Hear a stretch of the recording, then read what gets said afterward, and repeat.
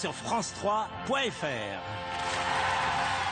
Chère Françoise Canetti, merci pour ce beau cadeau d'anniversaire. Anniversaire un peu triste, celui de la disparition de Serge Reggiani, mais très beau coffret pour ses chansons côté scène, côté cœur. Et Dieu sait s'il avait du cœur, notre ami Serge Reggiani. Il avait aussi une très belle voix. Très personnel, c'est Jacques Canetti qui lui a dit tu devras chanter alors que c'était un grand comédien, Serge. Et donc là vous appuyez cette date avec cet album à l'ancienne, hein, c'est comme un peu un 30 cm. C'est tout à fait un 30 cm, c'est tout à fait un vinyle. Et puis un CD quand même pour ceux qui n'ont plus de tourne-disque. Et enfin ce coffret CD. Alors, une sélection facile à faire ou bien c'est une totalité de son œuvre? C'est un coffret où d'un côté, vous avez un CD, où vous avez toutes les plus grandes chansons, les plus belles chansons de Reggiani. Et puis d'un autre côté, vous avez 3 DVD où vous avez l'homme. Vous avez l'homme, l'auteur, vous avez l'acteur, vous avez l'interprète et vous avez le chanteur. Et puis aussi l'homme, c'est-à-dire Serge Reggiani intime. C'était quoi son premier titre? Alors son premier album, c'était un coffret Boris Vian. C'est un coffret Boris Vian que mon père lui a fait enregistrer alors qu'il était complètement en déroute. Il venait de quitter un film qui s'appelle L'Enfer, dans lequel il jouait avec Romy Schneider. Avec Clouseau, il y a eu des problèmes et Reggiani a décidé de quitter le film. C'était un film catastrophe, vraiment, ça s'appelait L'Enfer. Et c'était un titre prémonitoire, hein, vraiment. Clouseau a eu une crise cardiaque, Romy Schneider est tombée malade, Reggiani était épuisé parce que Clouseau le faisait courir. D'ailleurs, on voit dans le coffret, on voit des extraits du film et on comprend, si vous voulez, ce qui a dû se passer. On voit Reggiani courir mais des kilomètres. Et Reggiani part de ce film totalement épuisé. Il renonce au cinéma. Et quelques mois après, il rencontre mon père chez Simone Signoret.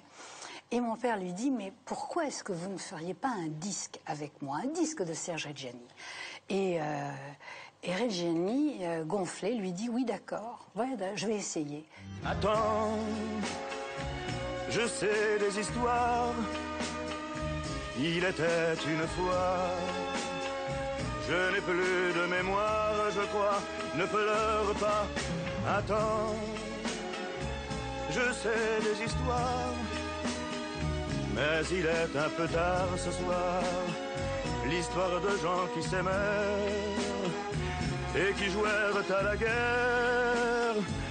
Écoute-moi, elle n'est plus là. Non, ne pleure pas.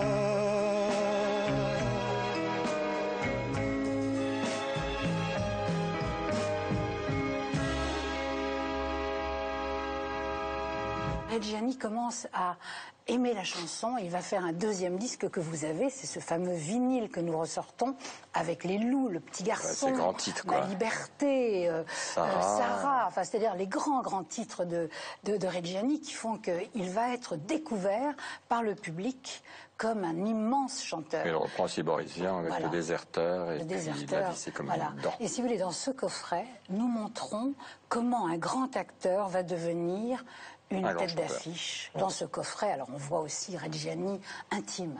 On le voit avec les femmes qu'il a aimées et on le voit avec Annie Noël, sa seconde femme, qui est la mère de ses 3 enfants. Il a eu 5 enfants, 3 enfants. Et puis on voit en 68, 67, 68, Serge Reggiani un peu macho. On le voit chez lui tranquillement installé avec une femme franchement admirable, Annie Noël. Et c'est lui qui fait la cuisine. Et c'est Annie Noël qui donne l'interview. Et c'est Annie Noël qui est à côté d'elle, vraiment un journal.